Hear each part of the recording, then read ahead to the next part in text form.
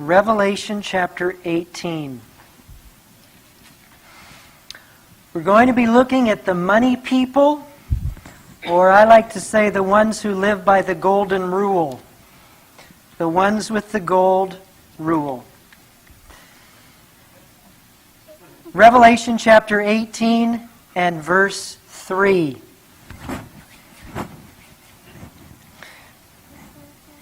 It says, "For all nations have drunk of the wine of the wrath of her fornication, and the kings of the earth have committed fornication with her.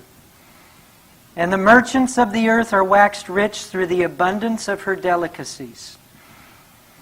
Now right there in that verse we see three different powers, three different entities that are controlled by Babylon the Great, of course, the papacy.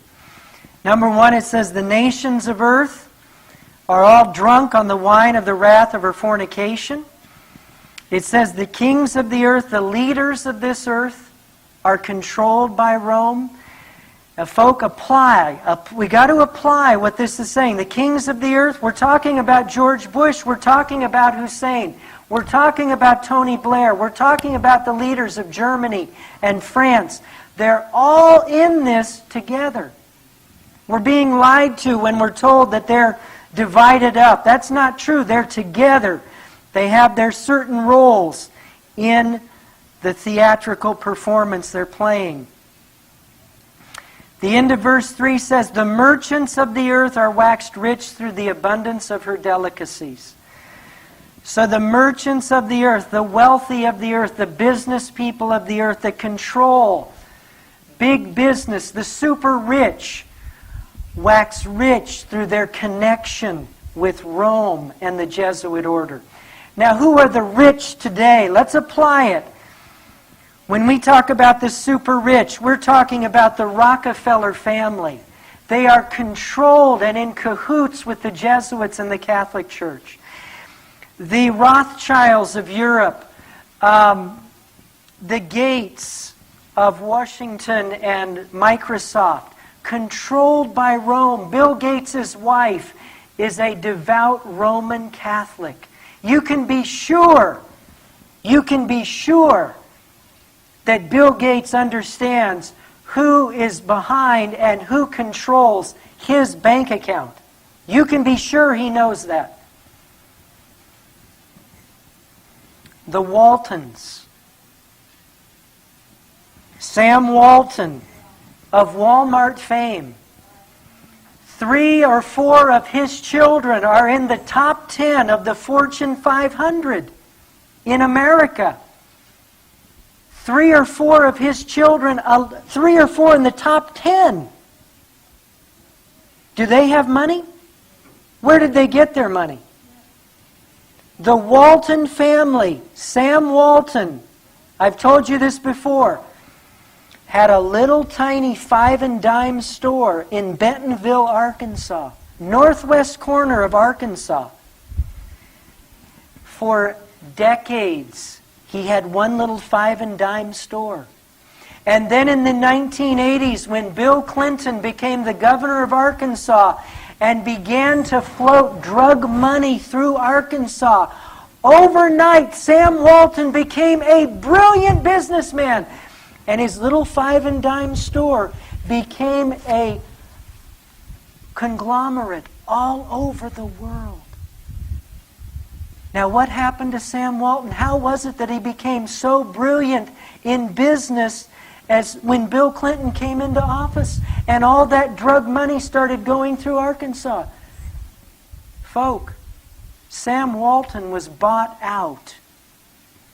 Walmarts are controlled and run, and the wealth of Walmart comes through the Jesuit order.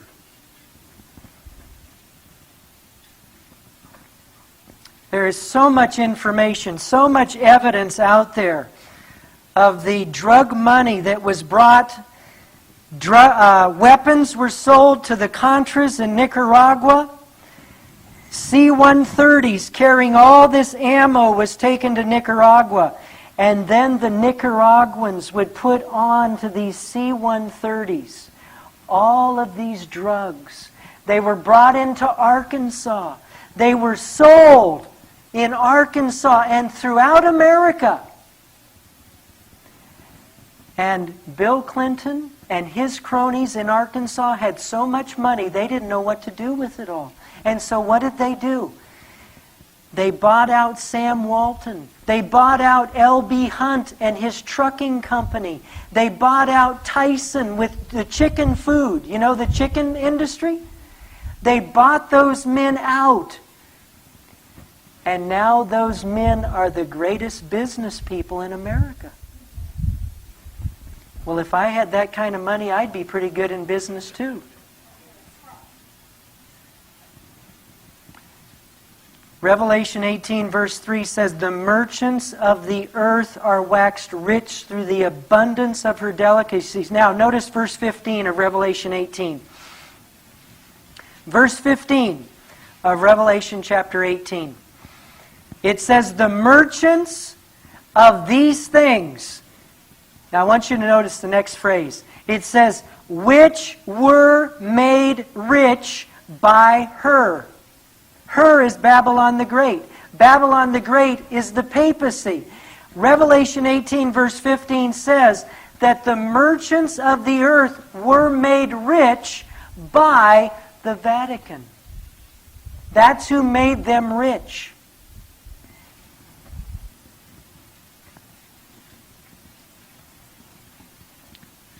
So the super rich of the earth today are controlled by the Catholic Church and the Jesuit order. It surprised me in one document I read maybe a few years ago now that somebody, when a Walmart truck was unloading their goods from the truck, in the way back of the truck they noticed certain things. They noticed some signs that had been made, and they say something like, "Keep out, martial law in effect, don't go past this." And there were many, many signs like this in a Walmart truck. And I thought, a Walmart truck? They're supposed to be selling goods to people in America. How did those signs get in the back of their truck? They must have been snuck on. But Revelation 18 verse 15 says that the merchants of the earth are in cahoots with the New World Order and the Catholic Church. And so those Walmart vehicles that we see going down the interstates, they may not be carrying Walmart goods. Now, obviously, some of them are.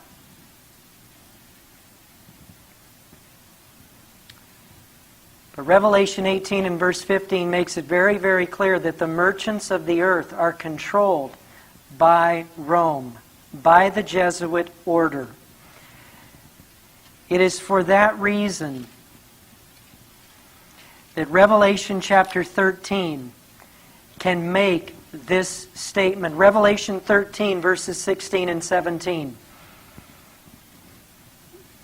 Revelation 13 verses 16 and 17, talking about America, the second beast of Revelation 13:16, it says, "And he," this is the second beast, the lamb-like beast, "causeth all, both small and great, rich and poor, free and bond, to receive a mark in their right hand or in their foreheads, and that no man might buy or sell, save he that had the mark of the name of the beast or the number of his name." So, folk, there will come a point in Earth's history, because of Rome's control over the financial realm of this world, over the banking systems of this earth, they will have such dominance that they will be able to dictate who buys and what you buy and when you buy, or even if you buy. And they can only do that, they can only have what Revelation 13, 16, and 17 is saying, if they control business and finance throughout the world.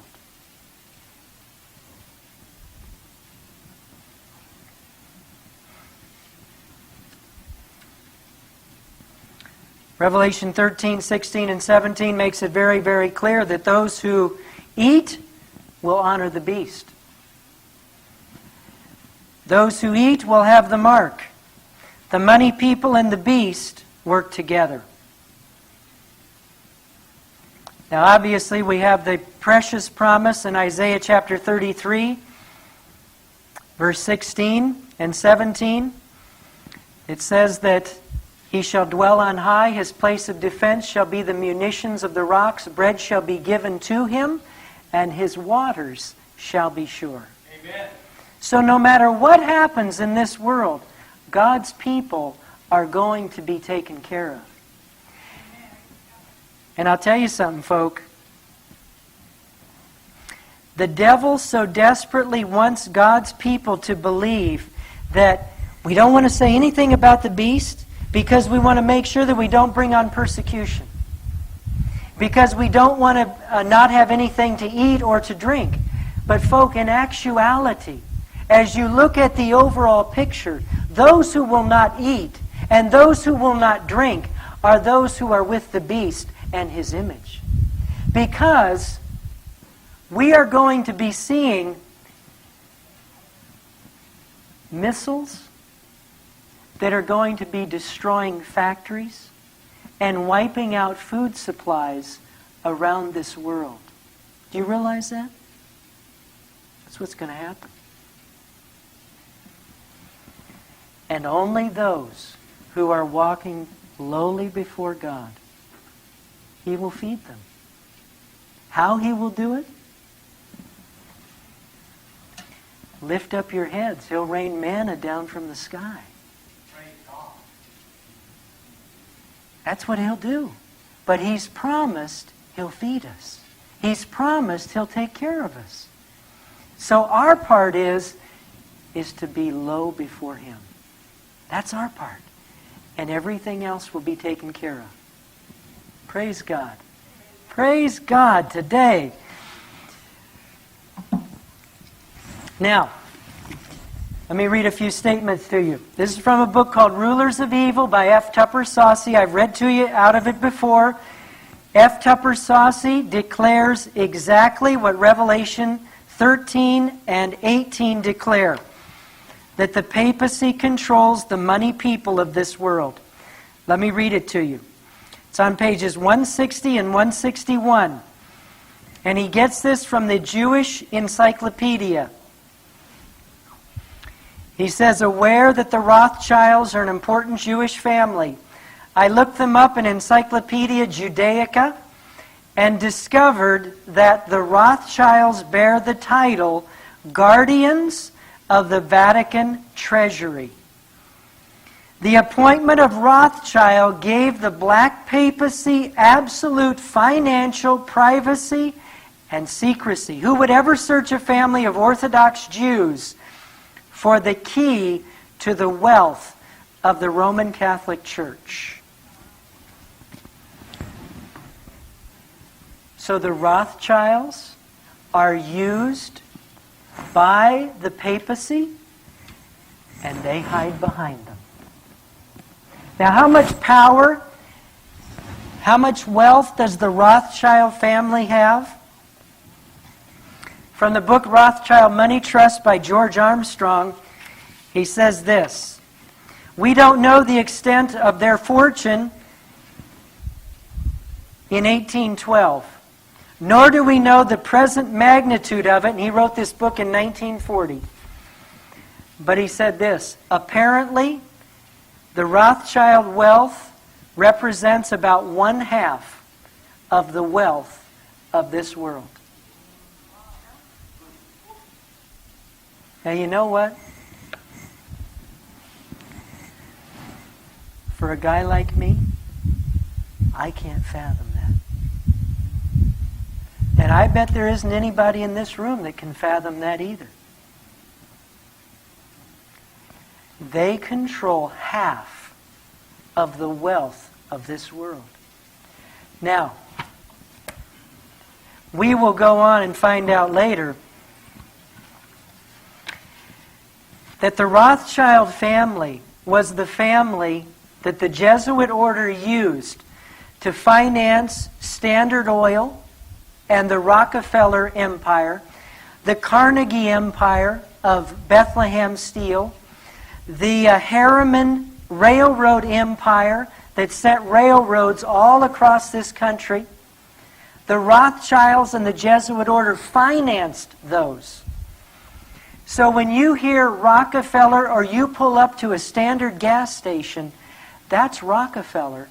And through the Rockefellers and the Rothschilds and some of these other super rich people, half of the world's wealth, they control nearly 90% of the world's wealth.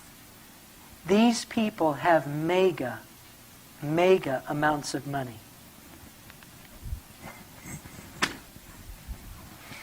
Now your question is probably, well, how did they do that? How do you get to be that wealthy? Well, I'll show you. It's in this book.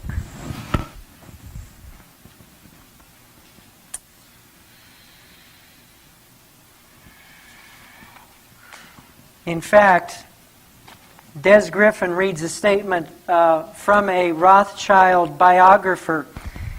And their slogan, the Rothschild family slogan is the family that prays together stays together.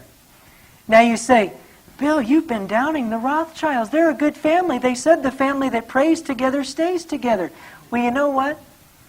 The way they spell the word praise is not P-R-A-Y-S.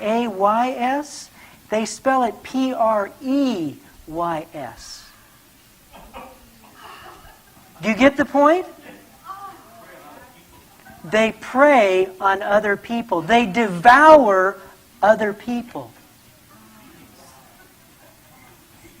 Now, I want to show you how they did it. This is taken from the book Descent into Slavery by Des Griffin. In 1815, there was a very, very famous battle that was fought. It was called the Battle of Waterloo. And it was between Napoleon Bonaparte and the French and General Wellington and the British. And whoever won that battle between Napoleon and Wellington, it would determine who would control Europe. Okay? Very important battle.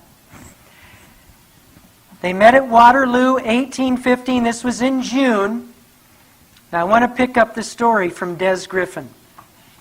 He says this: there were vast fortunes to be made and lost on the outcome of the Battle of Waterloo. The stock exchange in London was at fever pitch as traders awaited news of the outcome of this battle of the giants. If Britain lost, English money would plummet to unprecedented depths. The stock market, business would go whoop, and nothing would be worth anything. Okay? But if Britain won, the value of British currency and British stock would leap to dizzying heights. Okay? You see what's happening? If Britain loses, the stock market goes down, and the money's worth nothing. If Britain wins, then everybody wants to buy British, because British controls now. You see? And so the value of the British pound goes up. Well, listen to what happened.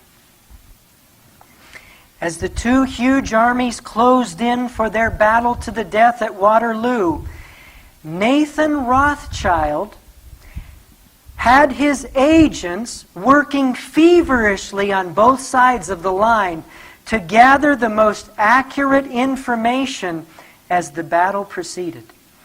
Additional Rothschild agents were on hand to carry the intelligence bulletins to a Rothschild command post strategically located nearby. Late on the afternoon of June 19, 1815, a Rothschild representative jumped on board a specially chartered boat and headed out into the English Channel in a hurried dash for the English coast. In his possession was a top-secret report from Rothschild's Secret Service agents on the progress of the crucial battle. This intelligence data would prove indispensable to Nathan Rothschild in making some vital decisions at the London Stock Exchange. The special agent was to meet at Folkestone the following morning at dawn. He was met at Folkestone the following morning at dawn by Nathan Rothschild himself. After quickly scanning the report, Rothschild was on his way again, speeding towards the London Stock Exchange. Now, what's he going to do? You watch what he does, Charlie. You'll be shocked. Arriving at the London Stock Exchange amid frantic speculation. Now, why is there speculation? Nobody else knows who's won the battle at Waterloo. But Rothschild had agents right there at the battle.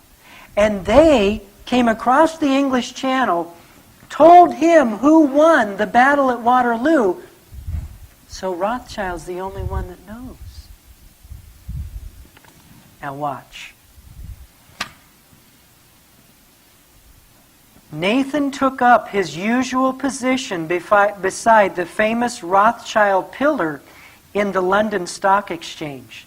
Without a sign of emotion, without the slightest change of facial expression, the stony-faced chief of the House of Rothschild gave a predetermined signal to his agents who were stationed nearby. Rothschild agents immediately began to dump their stocks on the market. Okay? As hundreds of thousands of dollars worth of stocks poured onto the market, their value started to, guess what? It started to slide. Then they began to plummet. Nathan continued to lean against his pillar, emotionless, expressionless, and sell. Stocks kept on falling. Word began to sweep through the stock exchange. Rothschild knows. Rothschild knows. Wellington has lost at Waterloo. Did Wellington lose at Waterloo? No. He won. The selling on the London Stock Exchange turned into a panic as people rushed to unload their worthless stocks in the hopes of retaining at least a little of their wealth. After several hours of feverish trading, the London stock market was in ruins. It was selling for about 5 cents on the dollar. Nathan Rothschild, emotionless and expressionless as ever, still leaned against his pillar. He continued to give subtle signs, but these signals were different. They were so subtly different that only the highly trained Rothschild agents could detect the change. On the cue from their boss, dozens of Rothschild agents made their way to the order desks around the exchange and bought every stock in sight for almost nothing.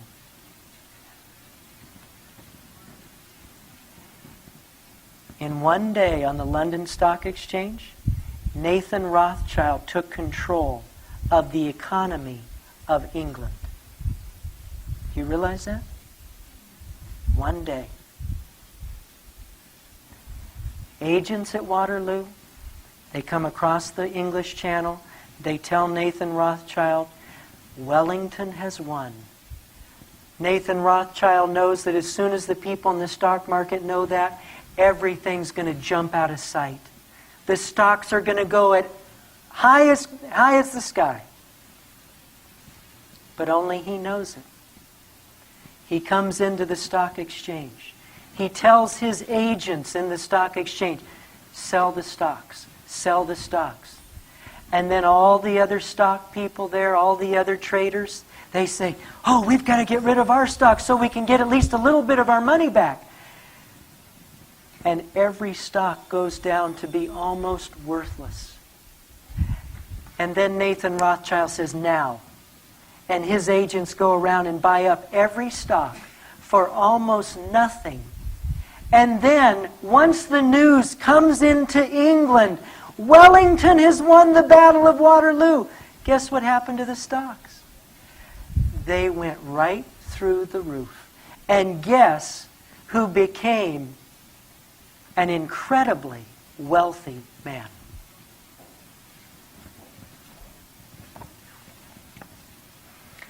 That's how Nathan Rothschild and the Jesuit order took over the economy of England. Now, there's something else that's very interesting that I want to read to you,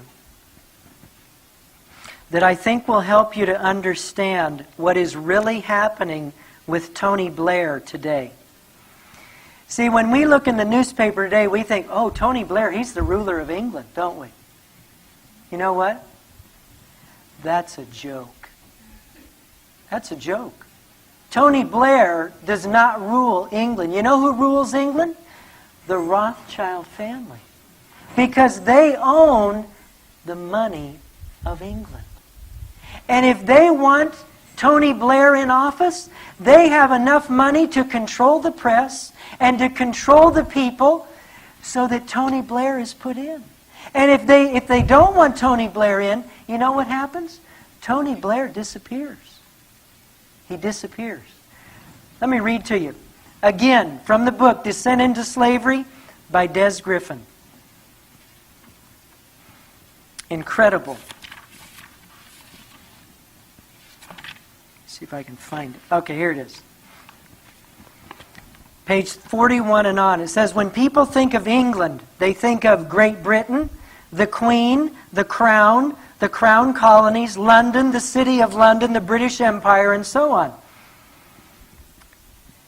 But he says this, when we speak of the city, we are in fact referring to a privately owned corporation or sovereign state that occupies 677 acres, and it's located right in the heart of the Greater London area. So within the city of London, there is a very small area called the city. Now, who runs the city? It says this, the city is run by the Crown. The Crown is a committee of 12 to 14 men who rule the independent sovereign state known as the city. The city is not a part of England. It's not subject to the sovereign of England. It's not under the rule of the British Parliament. It's a separate, independent state. The city is the wealthiest square mile on earth. It is ruled over by a Lord Mayor.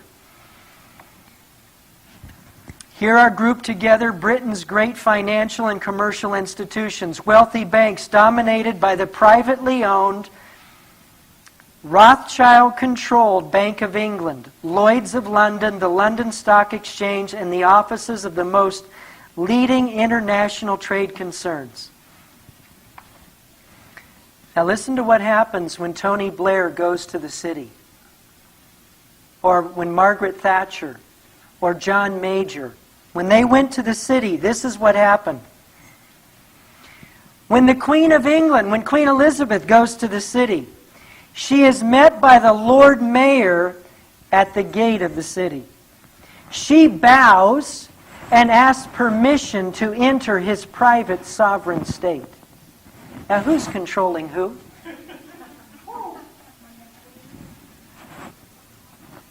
The Queen of England bows to the Lord Mayor of the financial city of Greater London. Who's controlling who? The Rothschilds and the Jesuit order control England. They control English finance. They control the Parliament and England total. Going on, it says, he grants permission to enter by handing her the sword of state.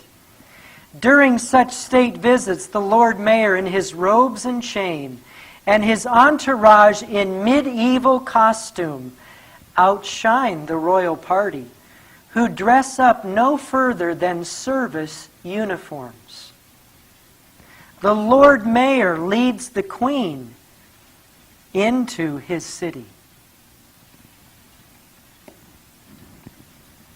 These people rule England and the world. And George Bush and the leaders of this nation, there's a city in this country too, folks. And the leaders of this country bow just as the leaders of England do.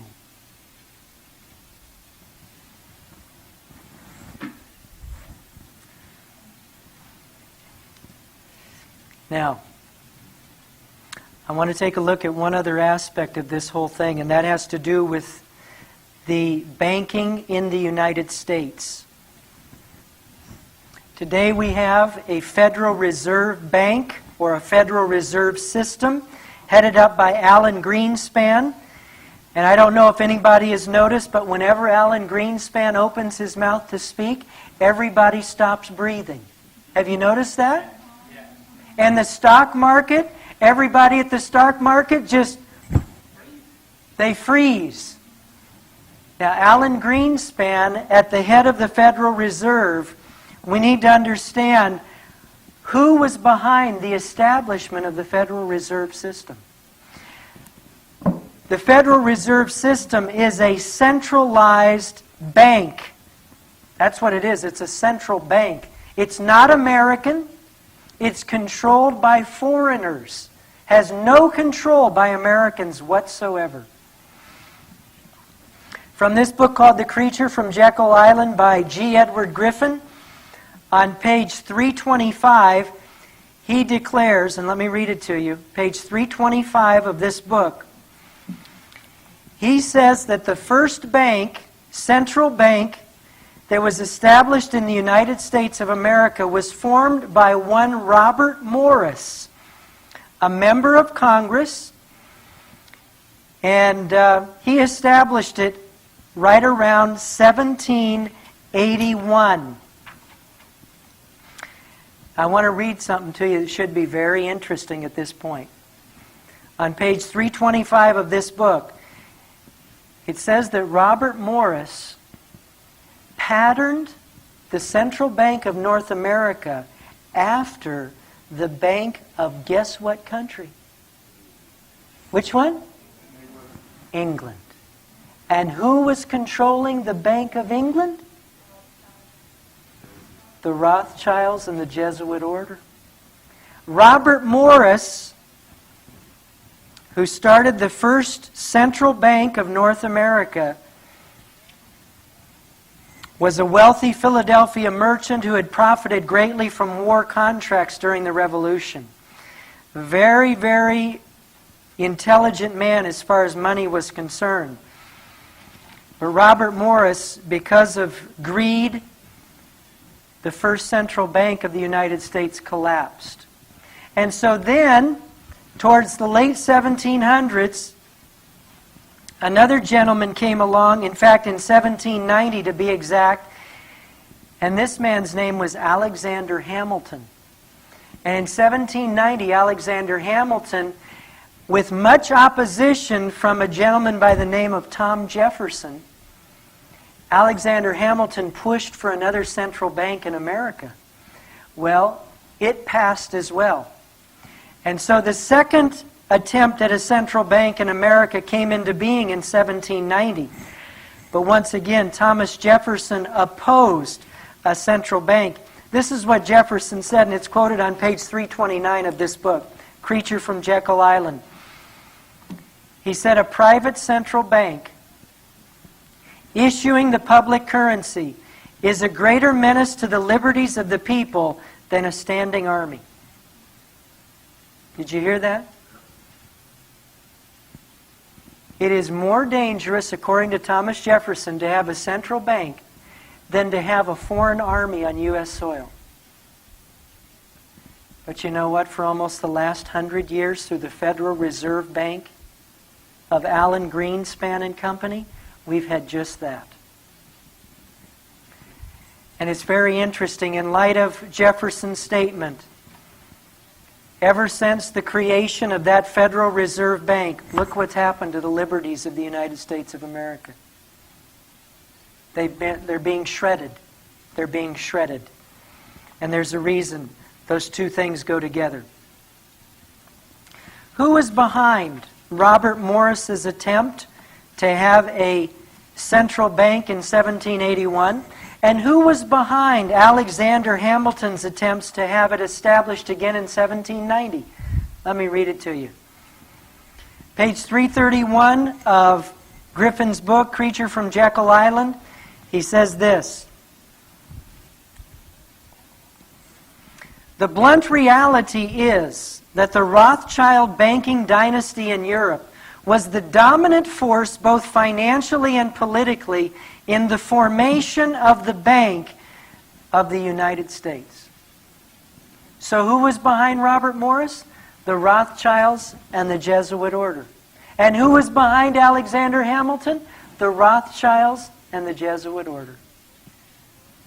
They knew if they could control the bank, they could control the people.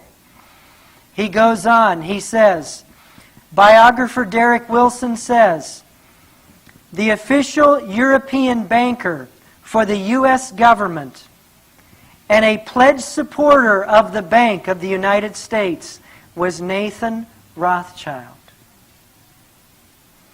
The Rothschilds, therefore, were not merely investors. They were the power behind the Bank of the United States.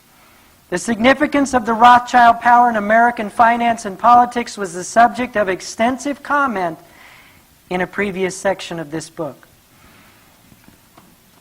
So folk, as far back as the early 1900s, in fact, in the 18th century, right at the very beginnings of this country, the Catholic Church wanted to destroy this nation from its very inception. You say, but Bill, how could they do that? How could they gain such control? Well, Daniel Webster was a famous senator.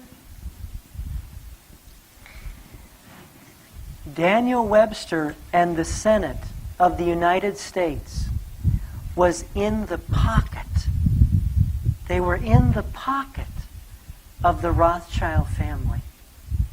And so if you, as a politician, are in the pocket of somebody else, how are you going to vote? How are you going to vote?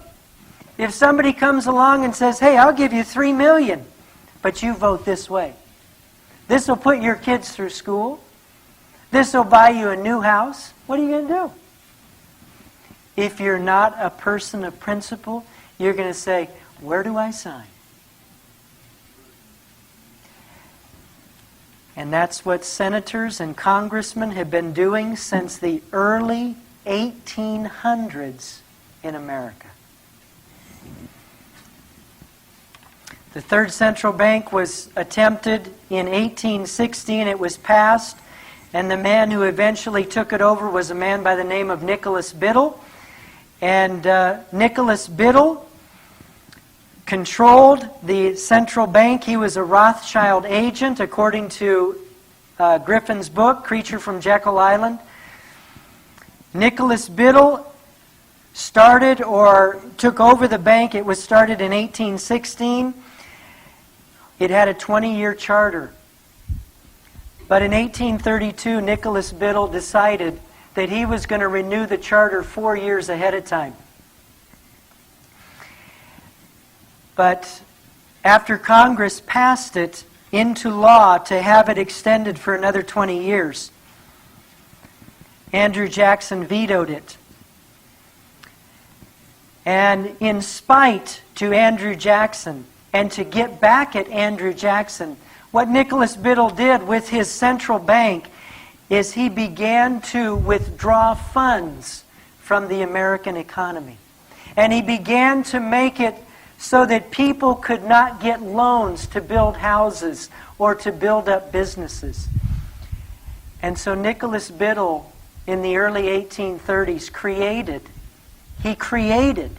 a depression in America. So with a central bank, the Jesuit order, the Rothschilds, have America by the throat. By the throat.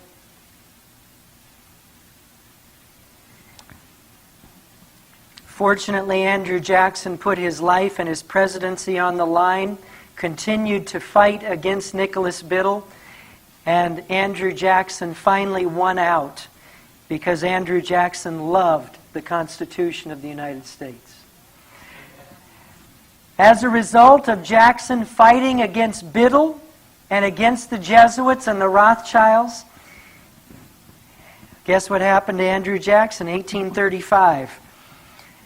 A hired assassin tried to kill him on the steps. As Andrew Jackson was coming down steps there in Washington, D.C., there was a man at the bottom, a man by the name of Richard Lawrence. He had on a long overcoat, and in each pocket he had a revolver. He had a gun. And as Jackson's coming down the steps, Richard Lawrence pulls out one gun to shoot him, and the gun would not fire. It would not go off. So then Richard Lawrence pulled out the other gun to shoot Andrew Jackson, and it didn't go off either. Andrew Jackson's life was miraculously preserved. And Richard Lawrence got off by reason of insanity. But it's interesting to note, and Griffin declares it, he says that Lawrence said that there were wealthy people in Europe that told him to kill Andrew Jackson. And if he got caught, they would be sure that they got him off free. Welcome to America. The Federal Reserve Bank of Nicholas Biddle died out in 1836. That's when the 20-year charter ended. And from 1836 down to 1913, there was no bank, central bank in America. The Rothschilds tried to get a central bank during the Civil War, but Abraham Lincoln stopped it. But finally, in the early 1900s, the Jesuit order of the Catholic Church had enough control through the various powerful business people, J.P. Morgan, Andrew Carnegie, John D. Rockefeller, Leland Stanford, Harriman of the railroad. They controlled all of these wealthy, powerful people who in turn controlled many people in Congress. And as a result, they were able to pass into law in 1913 to have a Federal Reserve Bank in the United States. The main people behind the Federal Reserve Bank that came in 1913 were Rockefeller, Rothschild, and Morgan agents. They met right up here north in Jekyll Island, Georgia, and they established the Federal Reserve System of the United States of America.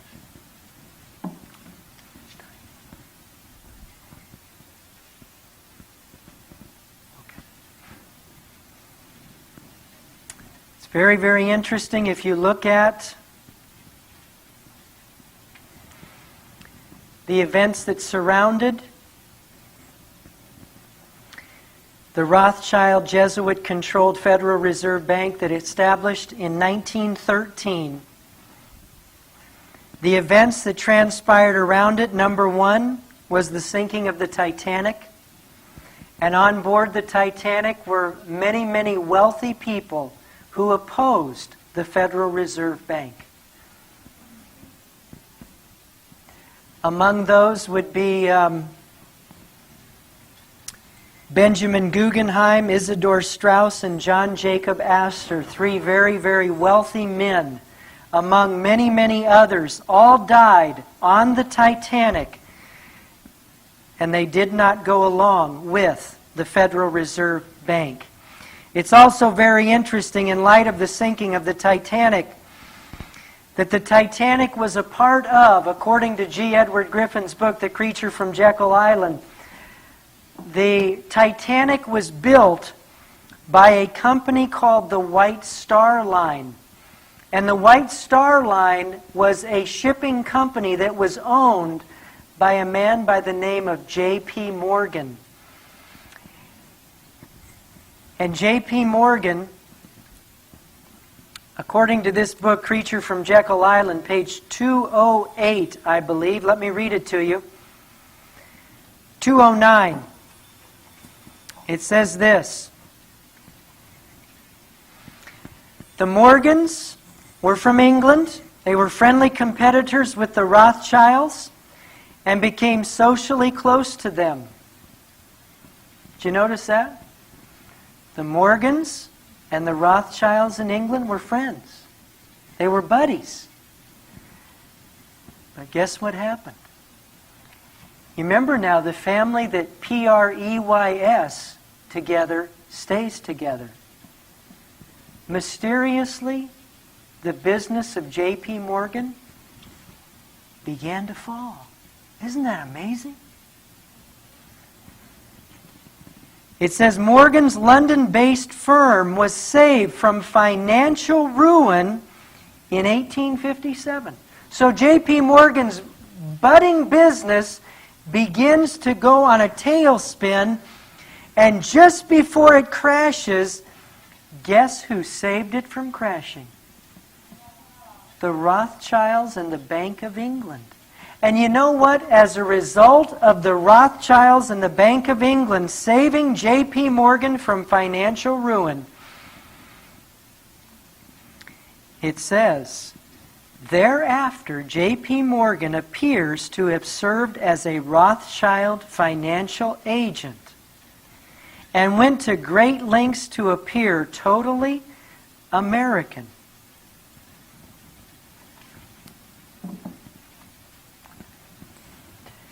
So the Morgans were saved from ruin by the Rothschilds, and thereafter J.P. Morgan was their agent. And it was J.P. Morgan's agents, Rockefeller agents, and Rothschild agents that created our Federal Reserve Bank that we have today. J.P. Morgan, as a Jesuit agent, bought up the White Star Line, this international shipping industry. And in 1909, in the Belfast harbors of Ireland, commissioned for the building of the floating palace called the Titanic. And isn't it amazing that the Titanic, on its first voyage, had on it all these wealthy people who opposed the Federal Reserve System, and they ended up dying. The unsinkable ship. That's right, Charlie. The unsinkable ship.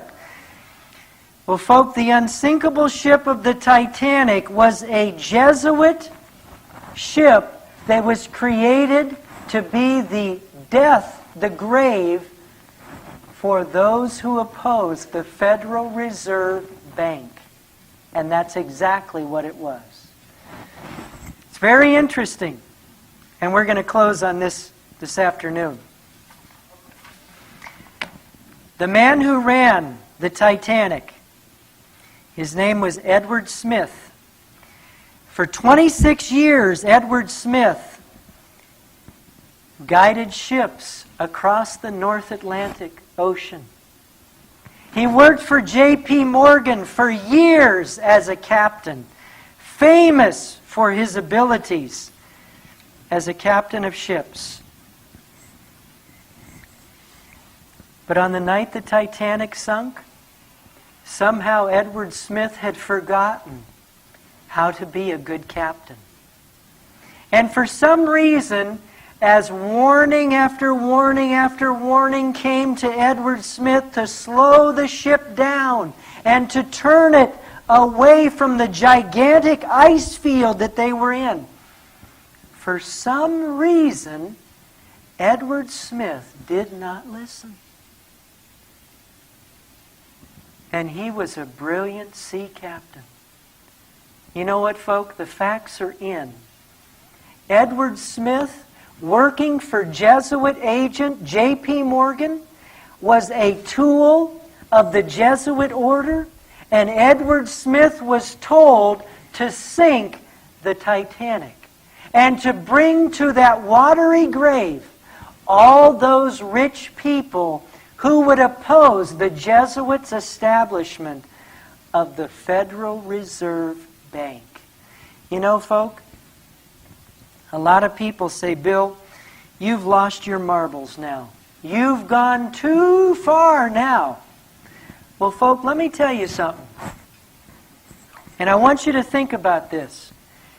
2 presidents have opposed the Federal Reserve Bank. Okay? Andrew Jackson in 1832 and John F. Kennedy in 1963. There was an attempt on Andrew Jackson's life to kill him. John F. Kennedy was killed. Now, how are the Jesuits and the Rothschilds going to treat the wealthy of this world who are going to use their mega millions of dollars to oppose the establishment of a Federal Reserve System? How are they going to deal with them? They're going to kill them. And that's exactly what they did.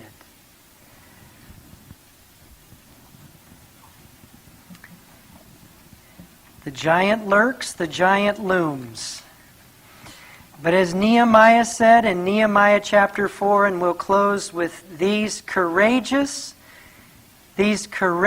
words that minister to my heart time and time and time again. In Nehemiah chapter 4 and verse 14, listen to what Nehemiah had to say. And we will close. Nehemiah chapter 4 and verse 14. He said, "And I looked and rose up and said unto the nobles and to the rulers and to the rest of the people, Be not ye afraid of them. Remember the Lord. He is great and terrible. And fight for your brethren, your sons, your daughters, your wives,